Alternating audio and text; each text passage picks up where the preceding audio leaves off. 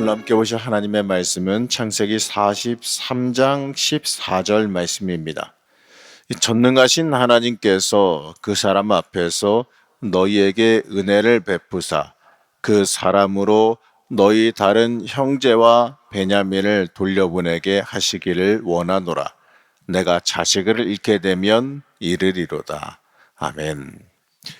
할렐루야. 오늘도 하나님의 사랑과 은혜가 함께 하시기를 축복합니다. 오늘 같이 함께 보는 이 말씀은 우리가 너무나도 잘 알고 있는 말씀입니다. 바로 요셉이 애굽의 총리 대신이 된 후에 이 고대 근동에 극심한 가뭄이 들어서 요셉의 형제들이 애굽으로 식량을 사러 오게 됩니다. 그러나 그 형제들을 알아본 요셉이 그들을 이 정탐꾼 취급, 바로 이 간첩 취급을 하면서 그의 형 시므온을 옥에 가두고 이 베냐민을 데리고 와서 너희들이 한 이야기를 증명하라라고 명령합니다. 그러한 상황에서 그 형제들은 가나안으로 돌아왔는데 이 가나안으로 돌아온 그 요셉의 형제들은 자신들이 치른 곡식값도 그대로 자신들의 짐에 들어있는 것을 보고 또 한번 놀라고 두려워하게 됩니다. 그리고 야곱에게, 아버지 야곱에게 이 사실을 보고하게 되죠. 그러자 그 야곱은 굉장히 오늘 말씀에서 보게 되면 격한 반응을 보여요. 요셉도 잃었는데 이 베냐민까지도 내가 잃을 수는 없다라는 겁니다. 근데 중요한 건 이 기근이 더 심해져서 애굽에서 사온 그 곡식마저도 다 떨어져 가는데 먹을 곡식이 없는 극심한 위기에 처하게 되는 거예요. 그러자 이 버티다 못한 야곱은 아들들에게 다시 가서 양식을 사오라고 말합니다. 바로 그에 관련된 이야기가 오늘 다루고 있는 43장의 내용입니다. 먼저 1절에서 14절 말씀을 보게 되면 여러 가지 내용을 볼 수 있는데 그 중에서 6절부터 보면 재미있는 장면이 등장해요. 바로 아들들을 향해서 야곱이 책망하는 장면입니다. 애굽 총리에게 네 동생 이야기를 해서 왜 이러한 곤란한 일이 발생하게 만들었느냐 이렇게 원망을 해요. 그러나 이야기는 그 자녀들에 대한 원망이나 이런 것보다는 이 괴로운 심정을 토로하는 상태지 뭐 합리적으로 생각한 이야기는 아닙니다. 이 앞날을 알 수 없는 상태에서 이 동생이 있다고 말하는 게 책망받을 수 있는 이야기는 아니기 때문에 그러죠. 사실 사람들이 어려운 문제를 만나면 그 원인을 이 다른 사람 탓으로 돌리기도 해요. 문제를 이겨나갈 방법을 찾기보다는 이게 책임을 전가하면서 원망하게 바빠한다는 거예요. 그러나 이러한 모습은 문제를 해결하는데 아무런 도움도 되지 않습니다. 여러분 잊지 마십시오. 문제는 피할 것이 아니라 그 문제를 이기시는 분인 하나님을 의지해야 한다는 걸 잊지 마시기 바랍니다.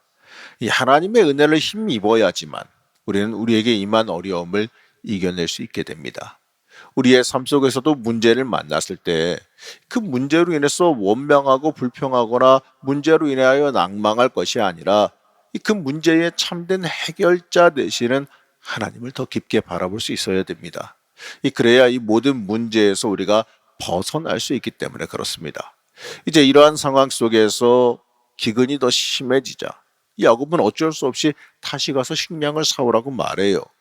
그러자 유다는 식량을 사려면 애굽 총리가 말한 대로 베냐민을 데려가야 된다라고 말합니다. 야곱은 고민 끝에 이 베냐민을 데리고 가게 해요. 그러면서 아까 읽었던 그 14절의 고백을 하게 되는 겁니다. 14절 말씀 다시 한번 보시겠습니다. 너희 다른 형제와 베냐민을 돌려보내게 하시기를 원하노라. 내가 자식을 잃게 되면 이르리로다. 바로 그 뒷부분만 지금 읽었는데 이겁니다. 이 전능하신 하나님께서 그 사람 앞에서 너희에게 은혜를 베푸사 그 사람으로 너희 다른 형제와 베냐민을 돌려보내게 하시기를 원하노라. 내가 자식을 잃게 되면 이르리로다. 자, 이 말씀에서 우리는 야곱이 이 마지막 남은 인간적인 욕심마저도 이 포기하게 하시는 하나님을 만날 수가 있습니다. 사실 야곱은 이 사랑하던 그 라헬이 낳은 아들 중에서 유일하게 남은 그 베냐민을 굉장히 위했습니다. 그 베냐민을 위험한 곳 죽을 수 있는 자리에 보내고 싶지 않아 했어요. 그러나 사실 하나님께서는 이 오래전부터 요셉을 애굽에 보내서 준비시킴으로 인하여서 이 출애굽의 역사를 통하여서 이스라엘을 하나님의 나라로 세우고 인도하시려는 그 놀라운 구속사적인 역사를 이미 예비하고 준비하고 계셨어요.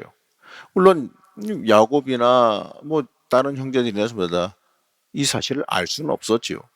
그러나 이 사랑하는 자식을 지키려는 그 인간적인 마음에 하나님의 이끄심을 거부하게 된 겁니다. 여러분, 우리의 인생은 하나님께서 어떻게 이끌어 가실지 사실 몰라요. 하지만 우리 인생에 하나님의 계획하심이 틀림없이 들어있다는 그 사실 하나만큼은 우리가 믿을 수 있어야 됩니다. 하나님께서는 우리가 알지 못하는 하나님의 방법과 계획으로 우리를 이끌어 가시고 있습니다. 우리는 그 계획 위에 순종함으로 서 있을 수 있어야 돼요. 하나님의 복을 갈망하며 살아온 야곱은 이 방금 읽은 14절의 말씀에서 다시 내가 있어야 되는 자리로 돌아오게 됩니다.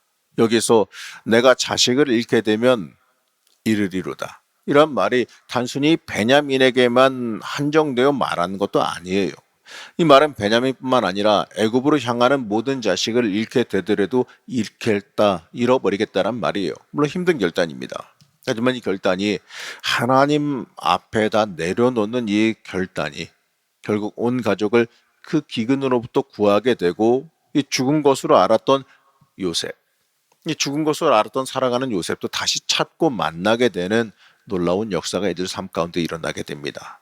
우리는 이 하나님 앞에 순종함으로 내어 맡기는 지혜가 있어야 될 줄로 믿습니다. 그 지혜로움이 우리의 삶을 복되게 만들어준다는 그 사실을 잊지 말고 우리가 기억할 수 있어야 됩니다. 이제 15절부터 25절은 야곱의 아들들이 이 애굽으로 떠나가서 요셉을 만나는 이야기를 다룹니다. 자, 이 부분에서는 요셉의 형들이 자신의 범죄함으로 인해서 불안에 떠는 모습을 보게 되죠. 요셉은 자신의 형들을 대접하기 위해 자신의 집으로 인도합니다. 그러나 그 까닭을 알지 못하는 형제들은 오히려 더 크게 두려워하고 불안해했어요. 여기서 우리는 우리의 모습을 읽을 수가 있어요. 사람은 자신의 앞일을 알 수 없습니다. 그렇기 때문에 더 인생 살아가면서 마주하는 일들에 대해서 두렵게 여기기도 하겠지요. 하지만 이 그리스도인, 하나님의 사람은 이 어떠한 상황을 만날지라도 두려워하지 말아야 됩니다. 심지어 고난과 시련을 당할 때라도 절대로 두려워해서는 안 돼요. 그 이유가 뭐냐?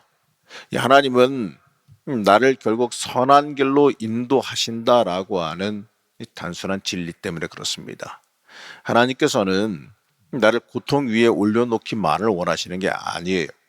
자, 오늘 말씀에서도 요셉의 형제들은 요셉의 집으로 가는 것을 두려워했지만 요셉은 그들을 오히려 대접하려고 했던 것, 이걸 생각해 보게 되면 우리에게 때때로 어려움이 오게 되는 것, 그것은요 결국에는 복되게 만드시려는 하나님의 섭리라는 것을 볼 수 있어야 됩니다.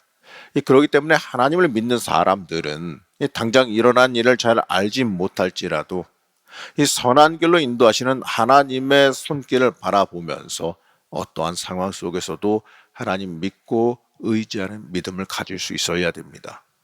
그렇기 때문에 성령 하나님께서 인도하시는 그 길에는 우리가 무조건 순종하며 따를 수 있어야 돼요.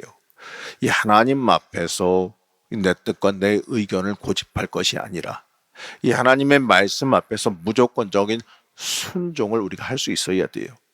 이제 26절에서 34절의 내용을 보게 되면 형제들과 요셉이 식사하는 장면이 등장합니다.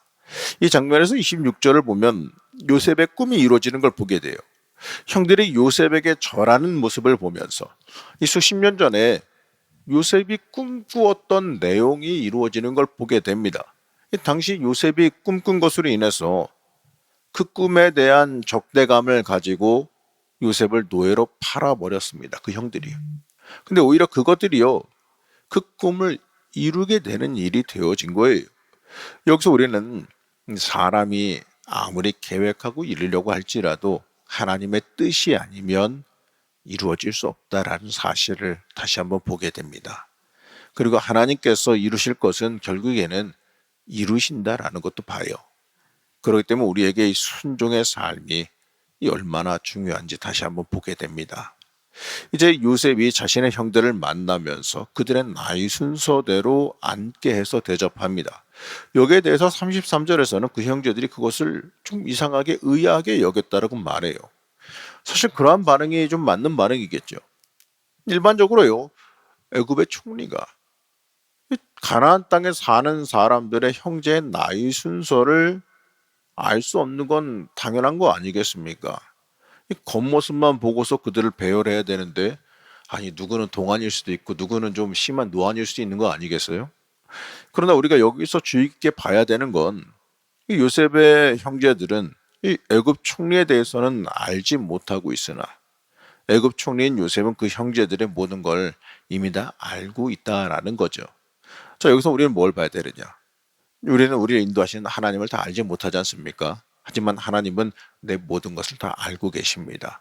그 하나님께서 나를 지금도 붙잡고 이끌어가고 계세요.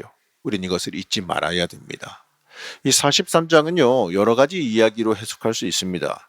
하지만 이 전반적으로 43장을 꿰뚫고 흐르고 있는 중요한 말씀의 맥은 이끌어 가시는 하나님을 전적으로 믿고 신뢰하라는 거예요. 하나님 믿고 신뢰하면 이렇게 이루신다라는 것을 직접 증거로 보여주고 있는 겁니다. 나를 인도하시고 이끄시는 그 섭리 위에 순종함으로 올라서서 내 모든 걸 내어 맡길 수 있어야 됩니다. 이 하나님 앞엔 내 뜻과 내 고집 내려놓고 순종함으로 서 있는 게 전부 답니다. 우리 모든 것을 다 아시는 그 하나님의 역사가 우리의 인생 가운데 펼쳐질 것을 믿는 믿음이 우리의 인생 가운데 필요해요. 우리는 이 오늘날을 살아가면서 나는 얼마나 이 하나님께 내어 맡기고 순종하고 있는가?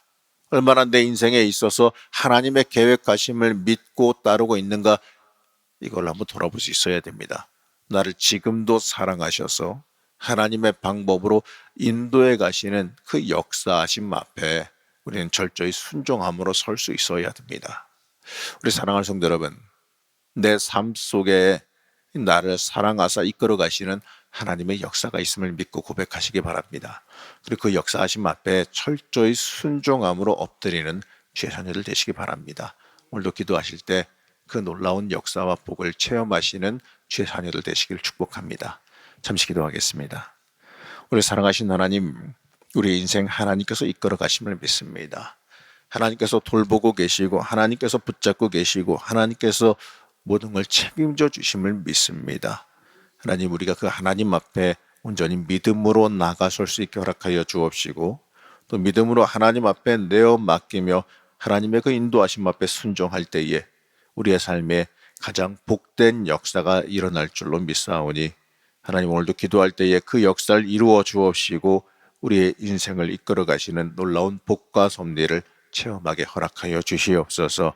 오늘도 기도할 때 우리에게 믿음 허락하실 줄로 믿사오며 거룩하고 존귀하신 예수님의 이름으로 축복하며 기도하였습니다. 아멘.